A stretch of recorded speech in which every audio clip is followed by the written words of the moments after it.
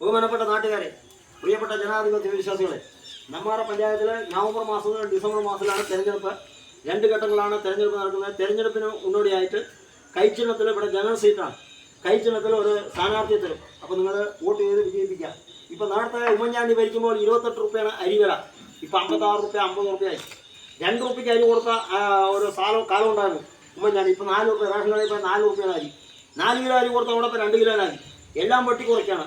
ഉപ്പ് തൊട്ട് കൽപ്പൂരം വരെ എല്ലാ സാധനങ്ങൾക്കും ഈ പിണറായി സർക്കാർ വില കൂട്ടുകയാണ്. എന്താണ് പെട്രോൾ ഡീസൽ വില തിരുവ കൂട്ടി എന്ന് പറഞ്ഞാൽ നേരത്തെ 100 രൂപ തമിഴ്നാട് കർണാടകയിലൊക്കെ പെട്രോൾ ഡീസൽ വില 100 രൂപയായിരുന്നു. ഇപ്പോൾ അത് 108 രൂപയായി. നേരത്തെ 72 രൂപ കോൺഗ്രസ് ഭരിക്കുമ്പോൾ പെട്രോൾ ഡീസൽ വില 72ഉം 65ആയിരുന്നു. ഇപ്പോൾ വന്ന് 100 ചില്ലാനമായി. 1 ലിറ്റർ പെട്രോൾ അടിച്ചാൽ 50 രൂപയ്ക്ക് പെട്രോൾ കൊടുക്കാൻ പറഞ്ഞാണ് നരേന്ദ്രമോദി പറഞ്ഞത്. 50 രൂപയ്ക്ക് 1 ലിറ്റർ പെട്രോൾ കിട്ടാൻ കഴിയില്ലാത്ത കാലഘട്ടങ്ങളാണ്.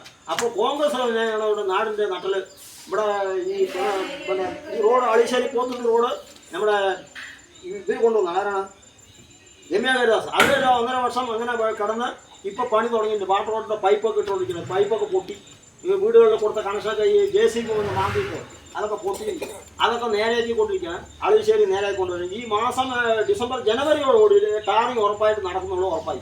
കാരണം എന്താ പറഞ്ഞാൽ നേരത്തെ ഒരുപാട് സമരങ്ങളൊക്കെ ചെയ്ത് ഈ ഇവിടെ മെറ്റലും ഇതെല്ലാം കൊണ്ട് വാരിക്കൊണ്ട് കൊട്ടി നമ്മൾ ഒരു 2-3 പ്രാവശ്യം കയ്യിൽ നിന്ന് കാശ് എടുത്തിട്ട് ഓരോ കാര്യങ്ങൾ ചെയ്തിട്ടായിരുന്നു. അപ്പോൾ നിങ്ങൾ എല്ലാവരും കൈച്ചിഹ്നത്തിൽ വോട്ടുകൾ രേഖപ്പെടുത്തി വിജയിപ്പിക്കുക.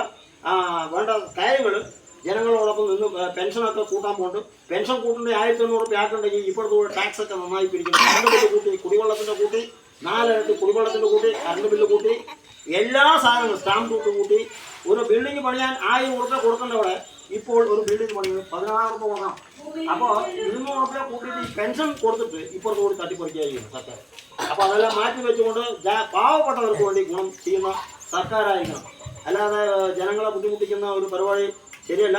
എല്ലാ സാധനത്തിനും വില കൂട്ടിയിട്ടാണ് ഇവർ പെൻഷൻ കൊണ്ട് കൊടുക്കണം. അപ്പോൾ അതുകൊണ്ട് എല്ലാവരും കൃത്യമായിട്ട് കള്ളവോട്ട് ഇവിടെ ചെയ്യാൻ വിടില്ല. അടുത്ത പ്രാവശ്യം എന്ന് പറഞ്ഞാൽ ഇവിടെ ഓപ്പൺ വോട്ടൊന്നും ചെയ്യാൻ വിടില്ല.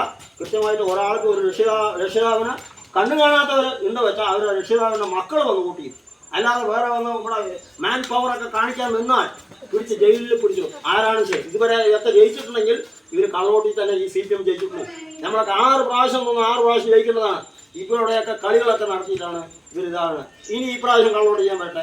പൂർണ്ണ ആരോഗ്യവാനാണ്. അന്നത്തെ പോലെയല്ല. ആളൊക്കെ ഒരു മാറ്റം വന്നിട്ടുണ്ട്. MLA-ക്കാണ് നിൽക്കുന്നത് അടുത്ത പ്രാവശ്യം. അപ്പോൾ നിങ്ങളുടെ എല്ലാവരെയും കൈച്ചിഹ്നത്തിൽ വോട്ടുകൾ ഏർപ്പെടുത്തി വമ്പിച്ച പോയി 1 വർഷത്തോളം വിജയിപ്പിക്കണം. നാടിൻ്റെ പുരോഗതിക്ക് വേണ്ടി നമ്മൾ പണിയെടുക്കുമെന്ന് മുൻ ഗ്രാമപഞ്ചായത്ത് മെമ്പർ ശങ്കരനാണ് അറിയിച്ചത്.